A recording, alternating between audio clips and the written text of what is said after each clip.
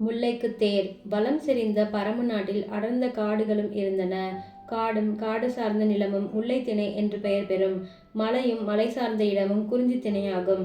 பாரியினுடைய பரம்பு நாட்டில் குறிஞ்சி நிலமும் இருந்தது, முல்லை நிலமும் இருந்தது. பரம்பு மலையிலும் அதை சார்ந்த இடங்களிலும் குறிஞ்சி வளத்தை கண்டு மகிழலாம். வேறு இடங்களில் காடுகள் செறிந்த முல்லை வளத்தை காணலாம். பாரிவேல் அவ்வப்போது தன் நாட்டு மக்களை கண்டு அளவலாவி விட்டு வருவான். பரம்புமலை பகுதிகளை சென்று மலை வளம் கண்டு மகிழ்ந்து வருவான். அப்படியே காட்டு வளம் கண்டு வருவதுண்டு. குறிஞ்சி நிலத்தில் வேங்கை மரமும் தேக்க மரமும் சந்தன மரமும் பலா மரமும் ஓங்கி வளர்ந்தன. குறிஞ்சி மலரும் காந்தல் மலரும் மலர்ந்தன.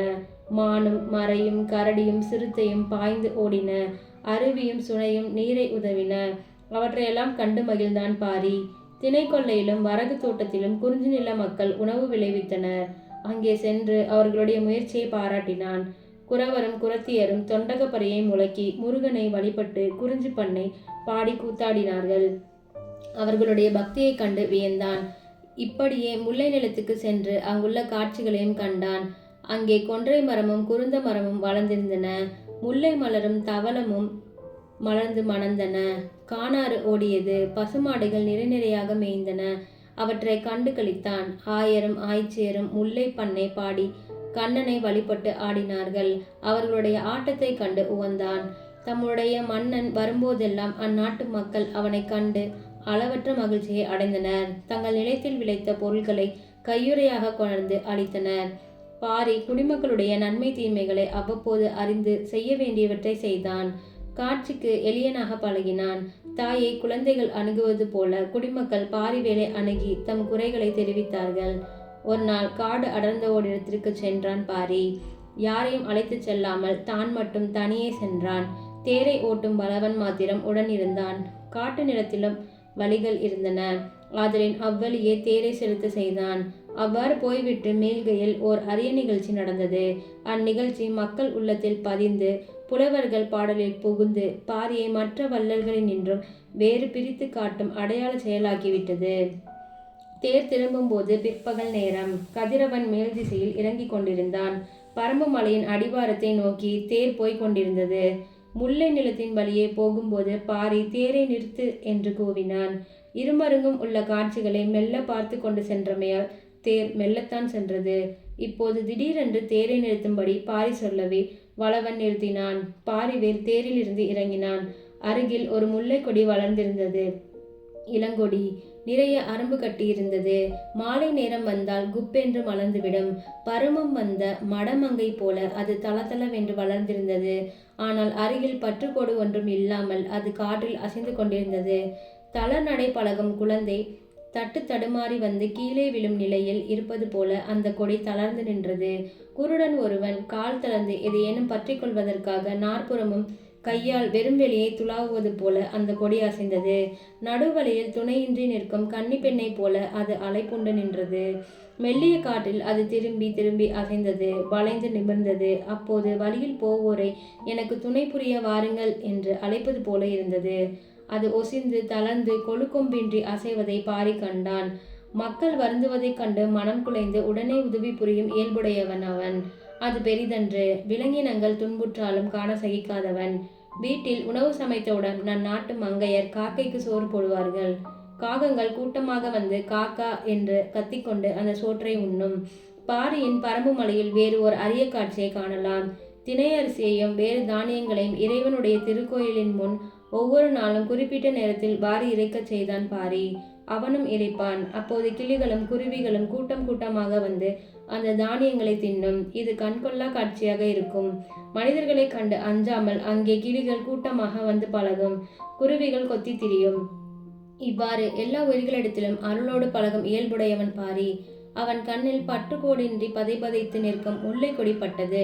ஓரறிவு உயிராயினும் அது இறைவன் படைப்பிலுள்ள உயிர்கூட்டங்களில் ஒன்றுதானே. பச்சை மரங்களை காரணமின்றி வெட்டாதவர் தமிழர். நோய்க்கு மருந்தாக ஏதேனும் பச்சிலையை பறிக்க வேண்டுமானாலும் அதற்கு மனம் வருந்தி இறைவனை எண்ணி பறிப்பது மரபு. தாவி படர கொழுக்கொம்பு இல்லாத கொடிக்கு கோல் ஊன்றி படர விடுவதை அறச்செயலாக எண்ணும் மனப்பான்மை உடையவர்கள் தமிழ்நாட்டு சான்றோர்கள். முல்லை கொடியின் வளர்ச்சி கண்டு மகிழ்ந்த பாரி அதன் தளர்ச்சி கண்டு மனம் நெகிழ்ந்தான். அதனை படரவிட அருகில் மரமில்லை. இருந்தால் அதுவே பற்றி கொள்ளாதா? தன்னை அணுகும் இரவலருக்கு கையில் உள்ளது எதுவாயினும் வழங்கிவிடும் வள்ளல் பாரி. தன் முன் நிற்பவருடைய வறுமையை நினைப்பானே அன்றி தான் கொடுக்கும் பொருளின் அருமையை கருத மாட்டான். தேர் இருந்தால் தேரை கொடுப்பான், குதிரை இருந்தால் குதிரையை கொடுப்பான், யானையையும் கொடுப்பான். ஒன்றும் இல்லையானால் கைவளையை கலற்றி கொடுப்பான். இன்னதை கொடுப்பான், இன்னதை கொடுக்க மாட்டான் என்ற வரையறையே இல்லை. இதைத்தான் கொடைமனம் என்று சொல்வார்கள். கொம்பர் இல்லா கொடி போல் அமைந்தனன் கோமளமே என்று பாடுவார்கள் பெரியவர்கள். துணை செய்வார் என்று வாடும் மக்களின் துயரத்தை சுட்டுவதற்கு சிறந்த உபமானமாக பற்றுக்கோடில்லாத கொடியை சொல்வது பழமொழியாகிவிட்டது.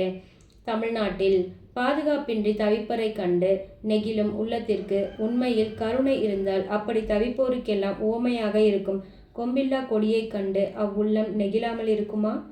பாரி முல்லை கொடியை கண்ட கணத்திலே மனமுருகினான். அது மென்காற்றில் அலைந்து ஒசிந்த காட்சி அவன் உள்ளத்தை அலமரச் செய்தது. அதற்கு வேண்டியது கொழுக்கொம்பு, ஒரு பற்றுக்கோடு. யாரேனும் உழவனாக இருந்தால் எங்காவது போய் ஒரு மூங்கிலை தேடி கொண்டு வந்து அங்கே நடுவான். வருந்துகிறவர்களை கண்ட போதே அருள் சுரந்து அந்த கணத்தில் கிடைத்ததை வீசும் பாரியால் அப்படி செய்ய இயலாதே. அவன் உடனே பலவனை அழைத்தான். குதிரைகளை அவிழ்த்துவிடச் சொன்னான். மெல்ல தன் தேரையே முல்லை கொடியின் அருகில் இழுத்து நிறுத்தச் செய்தான். கொடியை மெல்ல அதன் மேல் எடுத்து விட்டான். அப்போது அவனுக்கு உண்டான இன்பத்தை அளந்தறியும் ஆற்றல் யாருக்கு உண்டு? ஆழ்கடலில் மூழ்கி உயிர் போகும் தருவாயில் இருந்த ஒரு குழந்தையை எடுத்து கரையில் விட்டது போன்ற உவகை அவனுக்கு உண்டாயிற்று என்று சொல்லலாமா? பல நாள் பசித்திருந்த ஏழைக்கு இலை நிறைய சோறு போட்டதை போன்றிருந்தது என்று கூறலாமா?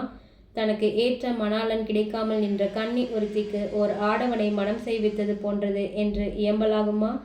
அத்தகைய செய்கைகளையெல்லாம் உலகம் கண்டிருக்கும்.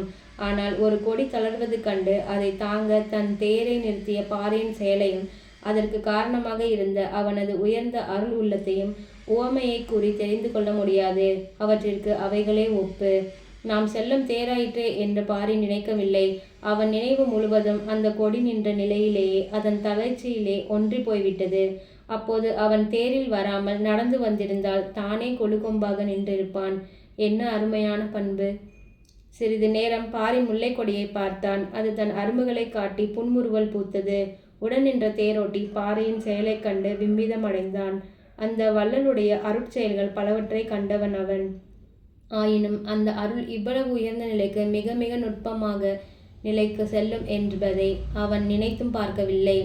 பாரி அவ்விடத்தை விட்டு நகர்ந்தான். முல்லை பற்றுக்கோடு பெற்று படர்ந்த அழகை திரும்பி திரும்பி பார்த்து கொண்டே நடந்தான். பரம்பின் அடிவாரம் வந்தான் பாரி. அங்கே இருந்த குடிமக்களிடம் வளவன் தான் கண்ட அதிசயத்தை சொன்னான். அவர்கள் வியந்தார்கள். பாரிவேலின் மன நெகிழ்ச்சியை பாராட்டினார்கள். சிலர் வேண்டிய பொருட்களுடன் அவ்விடத்துக்கு சென்று ஒரு பந்தலையே போட்டு முல்லை கொடியை படரவிட்டு தேருக்கு விடுதலை அளித்தார்கள். காட்டு வழியில் பந்தலிலே படரும் முல்லை கொடி அது ஒன்றுதான். மற்ற கொடிகளுக்கு இல்லாத பெருமை அதற்கு உண்டாயிற்று. அந்த பந்தல் பாரியின் தேரை நினைப்பூட்டி கொண்டிருந்தது. அந்த வள்ளலின் உள்ளத்தை நெகிழ்வித்த முல்லை கொடியை மக்கள் வந்து பார்த்து பார்த்து சென்றார்கள். முல்லைக்கு தேரை வழங்கினான் பாரி என்ற செய்தி பரம்பு நாடு முழுவதும் பரவியது. புலவர்கள் உள்ளத்தை வியப்பையும் களிப்பையும் படரச் செய்தது. அவர்கள் பாடிய பாடல்களில் முல்லைக்கு தேர் கொடுத்த வள்ளல் என்று பாரியின் புகழ் படர்ந்தது. பாரி வேறு பல வகையில் தன் கொடைத்திறத்தை வெளிப்படுத்தி இருந்தாலும் ஓரறி உயிராகிய முல்லை கொடியின் தளர்ச்சிக்கு மனமிறங்கி தன் தேரை அளித்த வல்லன்மையையே அது முதல் புலவர்களும் பிறரும் பெரிதாக நினைந்து பாராட்டினர். பாரி என்று பெயர் சுட்டாமலே முல்லைக்கு தேறிந்தவன் என்று சொன்ன அளவிலே அவனை தமிழுலகம் உணர்ந்து கொண்டது. இன்றும் அவன் முல்லைக்கு தேர் வழங்கிய திறத்தை பாராட்டுகிறது.